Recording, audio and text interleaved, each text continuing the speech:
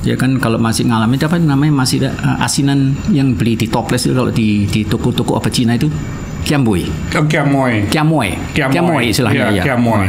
Itu satu kiamoy makannya dibagi 3 orang, Pak. Oh, tetap hidupnya irit ya, tetap ya. Sampai mungkin SMP ya atau SMA. Saya belum pernah lihat bola tenis baru. Wah. Jadi tetap ya pakainya yang lama gitu ya. Gundul itu, Pak. Ya. Jadi Meratus ini pioner di dalam dunia pelayaran Indonesia. Termasuk salah satu yang tertua. Wow. Kalau dibandingkan dengan yang sekarang ada, mungkin yang tertua ya. Iya. Dari tahun 57.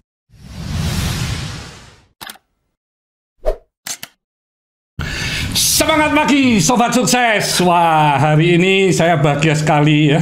Ini salah satu tokoh pelayaran ya, teman baik saya.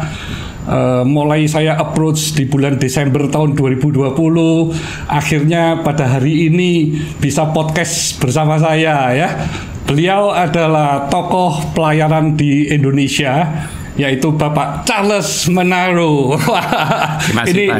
Terima kasih sekali nih Pak Charles bisa ngeluangin waktu ya untuk podcast, untuk bisa sharing dengan sobat sukses di Indonesia, para milenial yang ingin sekali belajar dari Bapak ini. Terima kasih Pak Her, ini satu kehormatan yang luar biasa ini. Sebetulnya saya juga tadi udah sampaikan kan, aku ndredeg ini di podcast sama Pak Hermanto ini. Saya butuh waktu 4 bulan ini Pak ada untuk ngerayu Bapak ini. Karena banyak orang yang lebih layak untuk di Wah enggak, Bapak ini salah satu tokoh pelayaran yang luar biasa ini. Pak, saya ini ingin nanya ini mengenai masa kecil Pak Charles ya. Pak Charles ini masa kecilnya ini di usia 8 tahun, Papa kan sudah merintis Meratus ya. Iya. Nah ini kan luar biasa sekali. Berarti Bapak memang dari sisi ekonomi ini mulai kecil sudah sangat berlebihan ya. Saya ini sebetulnya memang hoki Pak. Iya. Jadi ya sebetulnya nggak pernah ngalamin susah. Iya. Cuma ayah saya kan luar biasa kerasnya. Iya. Jadi ya orang zaman dulu gitu ya. Nggak masih ngalamin ya kan kalau masih ngalamin apa namanya masih ada asinan yang beli di toples itu kalau di toko-toko apa Cina itu. Kiamboy istilahnya ya. Kiamoy. Itu satu kiamoy makannya dibagi 3 orang Pak. Oh, tetap hidupnya irit ya, tetap ya. Jadi Papa itu tetap mendidik Pak Charles supaya hidupnya juga hemat ya. Sangat hemat ya. Jadi ya meskipun ya nggak pernah berkekurangan, tapi hidup sangat hemat. Bayangin Pak, 1 biji dimakan 3 orang Pak. 3 saudara Pak. Kalau sekarang makan kan segini Pak. Iya. Jadi ya itu yang menurut saya pendidikan yang sangat baik lah. Tuh sobat sukses, yuk dengerin ya. Itu kiamoy atau manisan aja dimakan sampai rame-rame ya. Itu demi sangat irit ya. Tapi itu akhirnya mendidik ya. Mendidik anak-anak semua jadi ngerti itu arti tentang uang ya. Sampai mungkin SMP ya atau SMA. Saya belum pernah lihat bola tenis baru. Wah. Jadi tetap ya pakainya yang lama gitu ya. Gundul itu Pak. Iya. Jadi tidak hidup dalam berkelebihan, nggak pernah hidup dalam berkelebihan. Itu bagus sih. Iya. Jadi Pak Charles waktu sekolah di Indonesia SD, SMP sampai SMA itu sekolah internasional atau enggak? Chinese? Saya pertama sekolah Chinese sampai kelas 3, tapi nggak bisa Mandarin. Terus habis itu pindah ke karena waktu itu kan ada keharusan kan kalau nggak salah harus pindah kalau nggak salah. Jadi tahun 65 sebelumnya itu jadi harus pindah. Nah, semua jadi saya sekolah yang sekolah swasta. Enggak jadi, swasta. Oh, swasta. Petra masuk Oke. gitu ya. Ya. Jadi kalau dibilang masa kecil saya itu ya hoki terus lah sebetulnya. Apa yang Pak Charles ingat dari sosok Papa yang luar biasa ya, Bapak Hen Menaro ya? Iya. Kalau yang luar biasa ya itu tadi hidup hemat dan kerjanya luar biasa. Jadi Papa sudah memberi contoh. Iya, Papa saya itu wartawan dulu sebetulnya. Oke. Jadi sebetulnya bukan businessman. Kok bisa masuk ke dunia perkapalan? Temennya kan banyak. Jadi dulu dia sekolah kedokteran di Nias. Jadi di sekolah kedokteran temennya banyak, mulai dari Halman Ibnu Sutowo, Stasir, banyak yang jadi menteri, banyak yang jadi orang-orang gede semua. Iya. Nah, ya saya diajak. oleh mereka diberi kesempatan untuk buka pelayaran. Jadi Meratus ini pioner di dalam dunia pelayaran Indonesia, termasuk salah satu yang tertua. Kalau dibandingkan dengan yang sekarang ada, mungkin yang tertua ya. Iya. Dari tahun 57. Ini sudah 60 tahun lebih. Iya. Sudah 64 tahun ya, 63-64 tahun. Ya? Iya. Luar biasa. Nah, Pak Hens ini kalau kuliahnya kan di Jerman ya? Saya ya. Saya dia. Kalau ayah saya kan putus, kalau kedokteran putus. Terus, di Indonesia ya? Iya, terus dia sekolah. Kalau kakak-kakaknya semua sekolahnya di Shanghai, tapi engkong saya bangkrut. Waktu juga pelayaran di Banjarmasin bangkrut. Jadi, engkong sudah pelayaran. Jadi papa tapi saya bukan Meratus ya? Bukan. Jadi papa merintis mulai dari nol. Nol lagi. Jadi papa saya nggak sempat sekolah di Shanghai karena sempat bangkrut. Oke. Jadi akhirnya sekolah di NIAS. Waktu itu sekolah NIAS untuk sekolah kedokteran. Oke. Tapi drop out. Ya kan mungkin karena ekonomi, karena sulitnya keuangan, akhirnya drop out. Ya jadi yang ditinggalkan beliau ini ya kerja keras dan hidupnya sangat-sangat sederhana, sangat sederhana. Pak Charles waktu kuliah di Jerman itu memang ingin sendiri berangkat ke Jerman atau orang tua yang papa yang ingin Pak Charles sekolah di sana? Saya sama papa saya nggak pernah diurus. Oke. Jadi kemauan sendiri nih ke Jerman. Ngurus sendiri, semuanya ngurus sendiri, nggak pernah diurus. Dan waktu itu pendidikan kalau di Jerman kan memang ini ya free ya, nggak bayar ya. Sampai sekarang. Jadi sampai sekarang. Mungkin di banyak negara bagian masih free. Kalau toh bayar, nggak ada artinya. Iya. Cuma 1.000 euro mungkin satu semester. Oke. Jadi kalau ngirim anak sekolah, kalau dari Surabaya ngirim anak ke Jakarta, sama ngirim ke Jerman. Kalau apple to apple lebih murah ngirim ke Jerman. Luar biasa ya negara Jerman ini ya. Padahal ini kan orang asing termasuk bagi Jerman, tapi dia masih menerima dengan fee yang sangat murah. Iya. Jadi saya sarankan kalau memang mau nggak mau mengeluarkan uang terlalu banyak, ya bisa 4 kali 5 kali lipat kan kalau sekolah di Australia, di Amerika. Di Jerman itu mungkin dengan 10-11 juta udah cukup. Makan, tidur, pengobatan, transport, sampai ke sekolah, sampai segala itu cukup di hampir. Permasalahannya harus persiapan bahasa, belajar bahasa dulu ya. Itu aja sih. Atau langsung belajar bahasanya di Jerman juga bisa ya, memungkinkan ya. Oh ya bisa, lebih cepat bisa kan? Iya, tentu jauh lebih cepat Dan bisa waktu sih. kuliah pun diperbolehkan untuk bekerja tapi dibatasin jamnya ya? Ya, boleh. Hanya berapa jam aja kan ya? Rasanya kok saya waktu itu bebas. Oh ya? Bebas. Berarti malah bisa mendapatkan pemasukan dong ya kalau sekolahnya murah. Banyak teman-teman saya itu nggak dapat uang 1 sen pun dari rumah waktu itu. Iya. Sampai selesai sekolah. Iya. Jadi ya kagum juga sama mereka ini. Dari ada ya malah saya punya staff itu malah sempat ngirim uang ke rumah. Wow.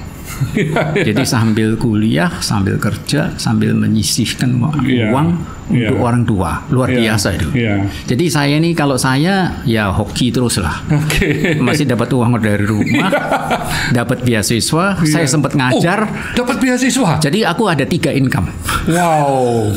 Wah ini pinter sekali nih sekolahnya ini. Bukan Pak. Termasuk cum laude ya? Bukan, enggak. Itu ada program kalau memang kekurangan uang bisa mengajukan pada sekolahan untuk dapat bantuan. Nah, kalau saya kan temannya banyak, jadi harus dicap sama RT RW bahwa orang tua tidak mampu.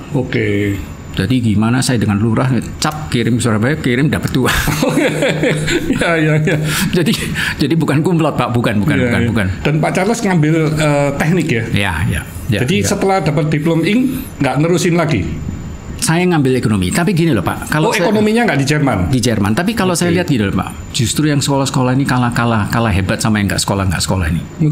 Jadi kalau mau jadi entrepreneur, jangan sekolahnya tinggi-tinggi. Ini pelajaran dari Pak Charles ya. Sekolah S1 aja cukup, terus habis itu belajar dari pengalaman, dari bisnis, pengalaman sehari-hari ya. Pengusaha di Australia yang sukses ya 70% pengusaha yang sukses bukan dulu nggak S1 aja nggak lulus. Tapi mereka orang-orang pinter.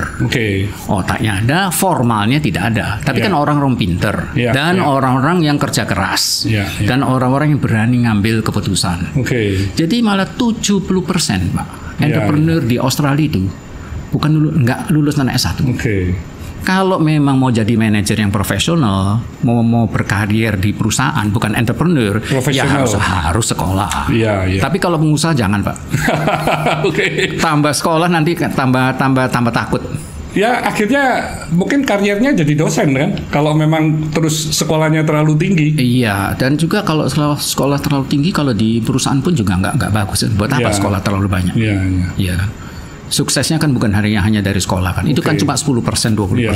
Jadi Pak Charles setelah Diplom Ing nerusin S2-nya di ekonomi. Iya, iya. Tetap di Jerman ya? Iya, iya. Berarti berapa lama Pak di Jerman? Aku 10 tahun di situ. Wow. Hampir nggak pulang. Tidak pernah pulang? Hampir nggak pulang. Wow. Nggak, hampir nggak mau pulang. Iya. Nah ini. Tapi gini Bu, jadi yang banyak mempengaruhi hidup saya itu sebetulnya ibu saya. Saya tuh masih kecil dulu pernah curi uang. Iya. Curi uangnya ibu saya. Oke. Ya mungkin karena nakal ya, nakal. Iya. Pokoknya melakukan sesuatu yang pokoknya yang nggak boleh itu malah dilanggar kan. Oke. Tapi ibu saya itu luar biasa. Iya. Uang dicuri. Dia punya toko sepatu. Iya. Itu sama ibu saya malah saya dikasih kunci untuk jaga kan dia punya kas. Oke. Ya. Pak Hermanto bisa bayangkan Pak, kalau saya waktu itu dihajar, dihukum luar biasa, mungkin itu bisa merubah hidup saya. Tapi karena saya dikasih kepercayaan, wah bangganya luar biasa Pak. Dikasih kunci loh Pak, kuncinya duit loh ini. Jadi nyolong dikasih kunci duit. Saya jaga habis-habisan. Saya bangga diberi kepercayaan. Itu ibu saya ini nggak sekolah tinggi, tapi punya ilmu psikologi yang luar biasa ya. Kalau misalnya saya misalnya saya dihukum keras, bisa juga ya nggak tahu nggak jadi apa. Tapi saya diberi kepercayaan. Hebat. Bisa mengambil satu keputusan itu. Kasih kunci Pak. Dan tidak dipukul itu juga ya kan. Padahal zaman itu kan zaman susah ya. Itu zaman pukul. Kalau dikasih kunci Pak. Tapi justru itu yang 100% 360 derajat perubahannya. Ini pelajaran yang sangat berharga dari ibu tercinta dari Pak Charles ya. Jadi Pak Charles melakukan kesalahan, tapi bukannya dipukul, tapi malah diberi kepercayaan, dan akhirnya hal itu yang merubah kepribadian Pak Charles ya. Jadi merasa lebih dipercaya, akhirnya berubah total. Ini amazing. Diberi kepercayaan, diberi tanggung jawab. Itu yang menurut saya sampai hari ini saya nggak bisa lupa. Waktu itu 10 tahun, mulai tahun berapa sampai berapa Pak di Jermannya? Saya tahun 68 sampai 78 balik. 78. Hampir nggak balik gitu. Cuma manggil kembali lagi. Karena mama ya, karena mama tercinta minta untuk supaya kembali ya. Karena saya waktu itu udah nggak mau kembali. Kalau sudah memang hidup di luar terlalu lama, sudah beradaptasi, terus melihat di Indonesia ini kan, kok masih semuanya serba tidak teratur ya, pasti tidak bisa menyesuaikan lagi kan. Sudah keenakan di situ. Semuanya sudah rapi ya, kemana-mana antri, semuanya disiapin. Di Indonesia pasti nol lagi semua. Tapi karena beliau lah almarhum, saya dipanggil, saya balik. Jadi waktu kembali memang dengan papa juga loh. Diminta kembali juga sama papa. Karena waktu itu ayah diminta untuk membantu mengembangkan Meratus ya. Karena memang waktu itu beda saya dengan ayah saya umurnya beda banyak sekali. Jadi gapnya banyak sekali. Jadi memang ayah saya waktu saya kembali sudah usianya cukup lanjut. Jadi perlu regenerasi juga sih. Dan Pak Charles anak terkecil dari 6 bersaudara ya? 8 saudara ya. 8 bersaudara ya? Nomor 7, saya nomor 7. Nomor 7. Kalau yang adik lagi perempuan atau laki? Perempuan. Perempuan. Jadi kalau anak laki yang terkecil ya? Iya. Dan waktu Pak Charles kembali langsung sudah kasih tugas di Meratus. Enggak, saya waktu itu yang memang mulai dari bawah juga sih. Enggak langsung. Tapi sudah mulai bekerja di Meratus. Iya. Sudah langsung. Jadi Pak Charles mulai diberi tanggung jawab dari bawah juga. Iya. Nah, waktu itu memang tertarik Pak untuk bisa mengembangkan Meratus ini sesuai dengan visi dari Papa? Ya, satu tantangan juga ya. Memang karena waktu itu kan juga Meratus itu masih sangat-sangat kecil juga ya. Jadi merupakan satu challenge juga ya. Masih ada berapa Pak kapalnya Pak? Itu coba mungkin 5-6 kapal ya. 5-6 ya. Kakak kecil. juga sudah bantu Papa? Sudah ada. Berapa kakak Pak yang bantu? Cuma satu aja. Oh, jadi dengan Pak Charles ada 2 ya yang bantu ya. Oke. Nah, terus dari perjalanan karier Pak Charles di usia berapa Pak Charles diberi ini tanggung jawab yang lebih besar ya? Mungkin setelah 3 tahun lah. 3 tahun baru mulai diberi tanggung jawab. Waktu itu juga sebetulnya kecelakaan juga sih diberi tanggung jawab itu karena ayah saya itu kan wartawan. Jadi kan nggak bisa deket sama pejabat. Dan kalau frontal sama pejabat kan bisa bangkrut Pak. Karena naluri wartawannya itu masih ada, jadi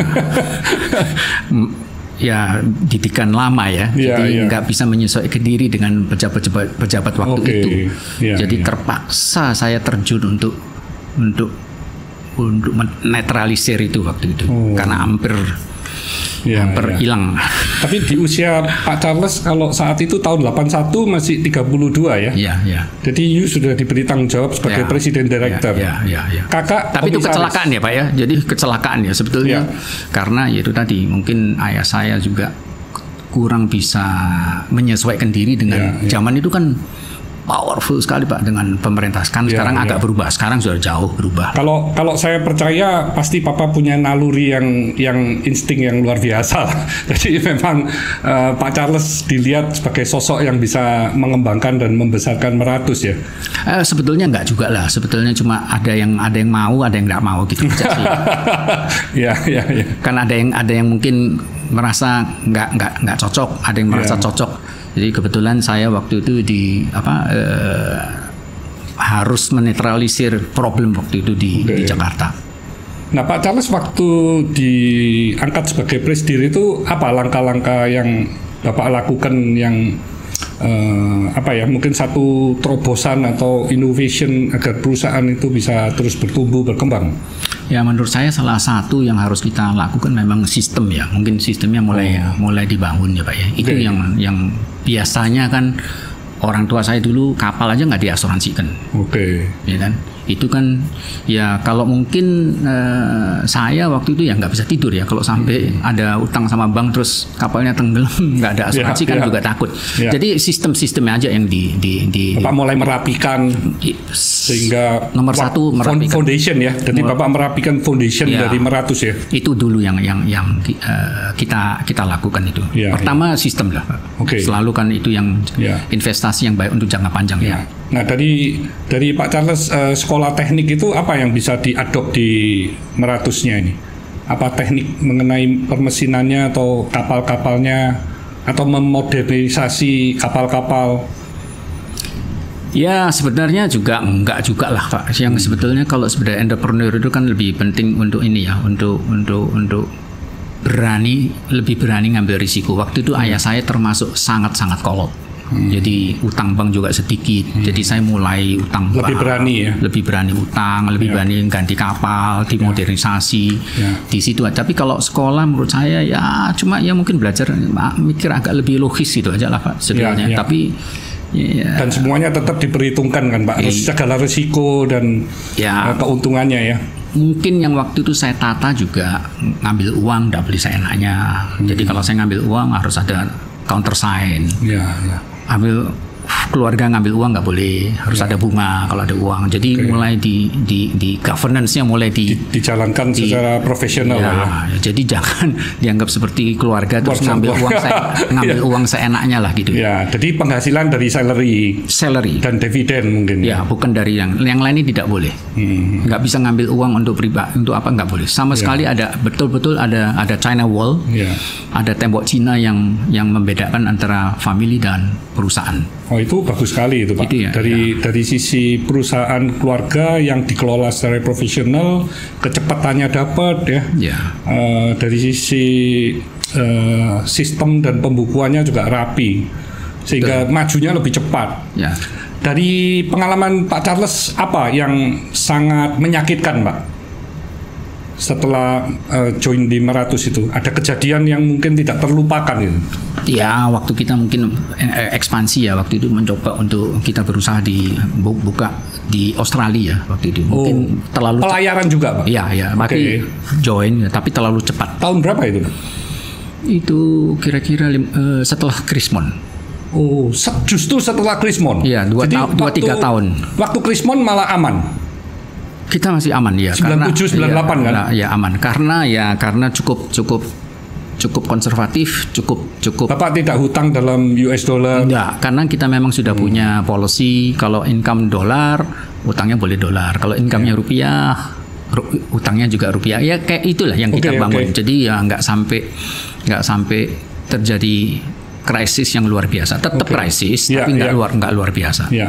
Nah ini Sobat Sukses ini tidak banyak ya pengusaha di Indonesia terutama ya, yang waktu krisis itu tidak mengalami suatu permasalahan yang besar di financial, karena hampir nih semua perusahaan mempunyai hutang dalam US dollar atau mata uang asing, padahal begitu terjadi devaluasi segala macam risiko dan kolateralnya tidak mencukupi ya, sehingga akhirnya ya banyak yang kolaps ya. Ya, kolaps atau jadi tambah gede, Pak. Ya inilah di Indonesia ya, Pak ya. Jadi memang banyak sekali yang bisa nego, akhirnya mungkin dapat keringanan ya. 5%, dan keringanannya luar biasa ya. 5%, 10% ya. Bayarnya cuma 5%, 10% ya. Ya. Jadi Bapak salah satu perusahaan yang sangat konservatif di dalam permasalahan keuangan ya. Iya. Nah, Bapak waktu setelah krisis itu melihat ada peluang di Australia, terus itu GV berarti, Pak ya? Iya, kita joint venture waktu itu. Tapi di Australia? Iya, jadi kita buka Australia sama di Singapura. Tapi mungkin waktu itu terlalu cepat ya bukanya, sehingga itu gagal. Jadi mengalami kerugian ya? Ya. Pelajaran apa yang Bapak dapatkan dari sana ya? Ya, sebetulnya semua ini mestinya juga kita mungkin harus ada persiapan yang lebih baik. Ya. Ada persiapan yang lebih, planningnya juga harus lebih baik. Sampai saat ini ada lagi nggak Pak GV dengan perusahaan-perusahaan luar atau? Oh ada ya, karena karena itu penting ya. Kita juga supaya membuka mata kita juga ya, supaya kita juga punya network, punya ekosistem. Ya, kita kan harus sekarang ini yang penting dalam bisnis itu kan juga punya satu ekosistem ya. Kayak saya lihat juga seperti di mana TP itu kan juga Tunjungan Plaza, Pakuan itu kan juga satu mall, ada hotel, ada ini, ada itu kan juga saling super blok itu kan saling mendukung ya. Ada apartemen itu kan saling mendukung ya. Jadi sekarang perlu juga membentuk satu ekosistem ya. Semakin kuat ya. Menurut saya penting ada satu ekosistem ya. Jadi Meratus ini sekarang sudah melayani seluruh dunia ya Pak ya? Tidak hanya di Indonesia? Enggak, kita hanya di Indonesia. Oh, hanya Indonesia saja? Hanya di Indonesia. Tentunya ya kan ya, langkah berikutnya bisa saja kita melakukan nanti di Southeast Asia mungkin ya. Oh, jadi saat ini masih fokus di Indonesia ya Pak? Saat ini masih fokus di Indonesia. Ya. Dengan era digitalisasi, itu apa Pak perubahan-perubahan yang dilakukan di Meratus Pak? Ya, ini memang betul, ini pertanyaan yang luar biasa. Memang menurut saya makanya saya juga mengundurkan diri, harus lebih banyak anak muda-muda di situ ya.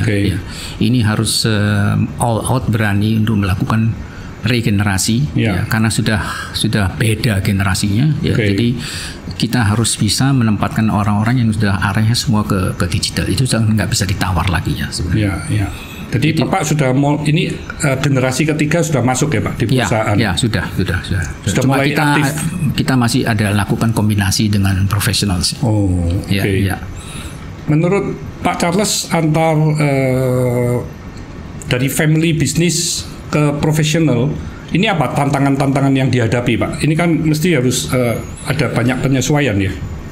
Memang ada profesional yang memang idealnya ya Pak. Idealnya itu semua itu kalau bisa kan organik ya, jadi tumbuh dari dalam ya. Kalau kita mengambil profesional dari luar itu kan banyak risikonya ya. Kan belum kenal betul kelemahannya, culture-nya, kekuatannya apa di mana. Jadi profesional dalam tanda kutip ya.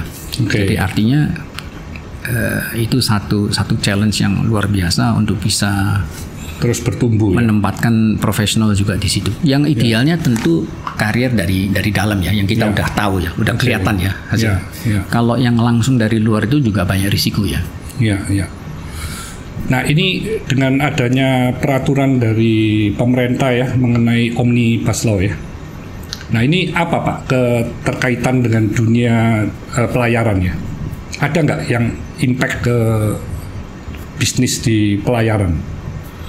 Sebetulnya kalau di pelayaran itu Pak, menurut saya sebetulnya yang paling penting itu ini very simple Pak. Ya, pelabuhannya harus segede mungkin, kapalnya segede mungkin, dan kerja 365 hari kali 24 jam. Jangan Sabtu ada pelabuhan dan Sabtu Minggu nggak kerja. Sekarang nggak kerja Pak Sabtu Minggu? Di beberapa pulau-pulau kecil itu nggak Pak. Kalau Surabaya 365 hari 24 jam. Tapi di luar Jawa, di luar kota-kota besar masih banyak pelabuhan-pelabuhan yang Sabtu Minggu itu nggak kerja. Itu yang menyebabkan biaya pengangkutan misalnya dari Surabaya ke Medan dengan Surabaya ke Shanghai. Yang ke Shanghai jauh lebih murah ya Pak? Sekarang nggak lagi loh Pak. Sudah nggak ya? Sekarang yang di luar negeri itu naik 5 kali lipat semua. Pak Herman tahu itu kalau dulu ke Eropa 2.000, sekarang 10.000. Kenapa begitu Pak? Ya waktu tahun 2020 itu kan pelayaran melihat ada COVID ini kan semua ngerem. Nggak bikin kontainer, jadi semua ngerem. Jadi itu waktu itu penyesuaian tarif? Enggak sama sekali enggak. Pada semester kedua Toto kan mulai kembali. Kembali, kedua lockdown, kontainer kembalinya nggak cepat, apa segala macam ya Pak ya. Dan maka terjadi kekurangan kapasitas kapal sama kontainer. Naiknya 5 kali lipat Pak. Nggak pernah dalam sejarah di dalam shipping nggak pernah terjadi. Mungkin di dalam dunia pun nggak pernah terjadi kecuali komoditi ya. Kalau di Indonesia sendiri naik berapa kali Pak? Nggak ada perubahan apa-apa. Tapi kalau yang di luar negeri saya sampai naik 5 kali. Jadi yang Bapak tadi sampaikan Surabaya Shanghai, sekarang mereka semuanya jauh lebih mahal. Kalau dulu kan memang lebih murah ya Pak? Betul. Karena Surabaya Shanghai itu murah Pak. Dari Shanghai ke Indonesia mahal. Tapi Surabaya ke Shanghai karena kosong, daripada kosong ya sudah. Ya kayak truk itu balen dulu Pak. Jadi itu weak leg, bukan strong leg. Daripada kosong ya udah. Jadi itu nggak bisa dijadikan sebagai tolak ukur. Ke satu, kedua yaitu tadi di Shanghai 1 jam bongkar 200 kontainer. Di sini berapa kok bongkar kontainernya? Jadi produktivitasnya jauh lebih besar. Kedua yang utama juga kapalnya kan 2, 3, 4 kali 5 kali lebih besar. Jadi cost per unitnya kan juga lebih murah. Jadi kalau supaya biaya transportation cost ini bisa bersaing, itu berarti yang pertama pelabuhannya mesti disiapkan ya Pak ya. Dan bekerjanya 24 jam ya? 365 hari 365 hari kali 24 jam. Satu. Terus yang kedua kapalnya juga diperbesar. Kapalnya sebesar mungkin. Sebesar mungkin. Intinya kan di situ. Dan yang ketiga bongkar muatnya harus secepat mungkin. Secepat mungkin. Itu tidak aja. Boleh lama-lama. Kalau lama kapalnya kan jadi nggak bekerja ya. Itu menambah beban ya Pak ya. Nah ini PR masih bagi Indonesia ya Pak ya. Itu yang harus dilakukan. Nah pemerintah sendiri kan mengeluarkan program tol laut ya, karena saya waktu pertama kali mendengar pemerintah mau menggalakkan transportasi di laut ini, saya pikir wah pinter sekali ya, nggak usah bikin jalan, nggak usah, sudah ada semua di laut bisa dilalui. Seperti di Jerman itu kalau saya lihat waktu di kota-kota pun sungainya itu dipakai pengangkutan itu wah sibuk sekali. Rhine. Jadi sehingga jalan rayanya tidak macet karena semuanya melalui sungai. Nah saya waktu itu melihat wah ini hebat ini, Indonesia ini ada 17.000 pulau-pulau. Kalau memang tol lautnya itu digalakkan, kan berarti transportasi antar pulau bisa murah dan mungkin seluruh Indonesia harga semua bisa sama gitu. Itu bayangan saya waktu itu. Iya. Memang skala ekonomi di pulau-pulau itu kan banyak yang kecil sekali, Pak. Sangat-sangat kecil. Kan jadi Bapak bayangkan kalau kita dari Shanghai ke Rotterdam itu kan kapalnya 20.000 kontainer, Pak. Satu waktu bongkar di pelabuhan Labuan Bajo, bangkornya cuma 50 sama 100. Jadi skala ekonominya beda. Jadi intinya adalah selalu skala ekonomi. Economic of scale-nya kan harus tercapai. Jadi intinya cuma di situ saja sih Pak. Skala ekonomi dan productivity. Jadi tol laut ini apa berjalan Pak sekarang ini program pemerintah Pak? Sebetulnya tol laut dari dulu udah jalan Pak. Sebenarnya yang swasta ini udah tanpa banyak bantuan dari pemerintah sudah punya inisiatif untuk menjalankan tol laut sebetulnya. Oke. Cuma diberi nama sekarang tol laut, tapi sebetulnya kan udah kita jalankan sebetulnya. Iya. Iya kan? Tapi saya tidak melihat adanya penurunan kos di pelayaran terutama dari pengangkutan di kapal ya Pak ya di Indonesianya ya. Kalau sekarang ini Pak, kalau saya sewakan di luar negeri, saya jauh lebih untung kalau disewakan di luar negeri daripada di dalam negeri. Jadi balik lagi Pak. Berarti secara kos di productivity-nya harus ditingkatkan. Ya. Kedua problemnya kalau kita misalnya dari Surabaya ke Ambon, tapi kebaliknya cuma 10% 20%. Jadi one way, banyak yang one way traffic dan kembali lagi productivity-nya yang harus ditingkatkan. Intinya di situ sebetulnya. Jadi sebetulnya kalau menurut saya kalau pemerintah nggak mau terlalu banyak subsidi untuk tol laut ini sebetulnya pelabuhannya aja dijalankan 365 hari kali 24 jam. Productivity-nya all out sudah di situ aja Pak. Dan segede mungkin. Ya nggak mungkin semua pelabuhan dibikin besar ya Pak ya. Bisa dipusatkan di satu tempat Ambon, Ternate, bisa di Bitung. Tapi kan nggak bikin pelabuhan besar di semua pelabuhan kan nggak mungkin kan nggak dipusatkan sudah cukup gitu ya. Istilahnya ada hub and spoke lah. Sebetulnya cukup begitu sih. Dan jadi mungkin juga pemerataan dari hasil bumi atau hasil tambang atau apapun di luar Jawa ya Pak ya, supaya balennya ini jadi penuh juga ya. Itu yang saya maksud. Mestinya juga mudah-mudahan industri di luar Jawa ini juga kan ini semua kan berpusat di Jawa semua. Iya. Mungkin Pak Hermanto Clio-nya pun dari Surabaya kan kemana-mana ke luar Jawa. Kami justru membuat banyak pabrik di luar pulau juga. Harusnya begitu. Tapi memang banyak subsidi karena tetap kan boxnya kirim dari Jawa. Nanti botolnya kami buat sendiri. Tapi resinnya kan tetap kirim dari Jawa. Jadi memang kalau industri yang seperti cat itu agak susah karena semua bahan baku kemas semua import kan nggak mungkin di luar pulau karena kebutuhannya masih kecil. Skala ekonominya terlalu kecil. Malah rugi. Lebih baik barang jadi yang dikirim. Saya kira keramik. Tapi kalau air masih bisa karena yang bahan bakunya kan bisa dari mereka dari sana gitu. Dan tinggal kirim resin kan lebih padat kan. Atau mungkin produk-produk yang memang high volume, low value itu bisa di luar pulau. Seperti pabrik pipa PVC ya. Keripik. Nah itu kan angin semua itu. Kalau dikirim dari Jawa ke sana kan ngirim angin ya. Ya itu kan lebih baik bahan bakunya yang di sana diolah sudah bisa untuk memenuhi kebutuhan di luar pulau. Pipa juga sudah begitu Pak ya? Pipa masih belum karena juga skala ekonominya belum dapat. Kalau sudah dapat itu bisa buat pabrik di luar pulau. Memang intinya semua pada akhirnya skala ekonomi ini kan. Jadi memang kalau nanti di daerah itu sudah mulai bertumbuh, wah itu semua bisa saling support, itu hidup itu kotanya kan. Tapi memang butuh waktu dan Presiden Jokowi ini saya lihat memang luar biasa sekali ya, dia infrastruktur di mana-mana meskipun di daerah-daerah terpencil tetap jalan dibuat dulu ya. Kita bersyukur lah ya. Kita bersyukur punya presiden seperti beliau ini. Jadi mikirnya memang jangkanya itu jauh ke depan. Jadi bukan cuma mikir periode kepemimpinannya saja. Jadi next presiden harusnya berterima kasih lah ya. Vaksinasi ini aja kan vaksinasi aja kalau saya kontak sama teman-teman saya di Jerman aja banyak yang belum dapat. Wah iya, Indonesia ini kita udah lebih dahulu kan? Lebih lari mulai tahun lalu ya. Jadi kelihatan bahwa pemerintah kita hadir. Itu luar biasa. Jadi memang kita bersyukur lah ya, Indonesia termasuk negara yang juga aktif COVID-nya juga terus menurun. Ini sudah mulai deketin 100.000. Moga-moga terus menurun sehingga ya kita akan kembali ke new normal, tapi new normal yang lebih sehat lah. Cuma mesti tetap hati-hati jangan sampai ada gelombang kedua karena di Jerman, di Chile sekarang yang berat sekali di Chile sudah mulai Brasil, sudah mulai India. Di Chile itu sudah mulai teratasin, toto masuk yang COVID yang sudah mutasi dari Brasil. Jadi sekarang Chile ini kena lagi.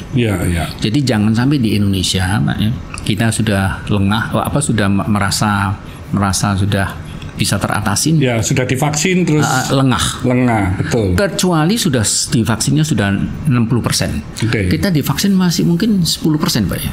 Ya, kurang lebih masih 12 jutaan ya. Ya, kalau sudah 60%, nah itu sudah oke. Tapi selama masih 20, 30, 40, Chile itu 40% loh, Pak. Ya.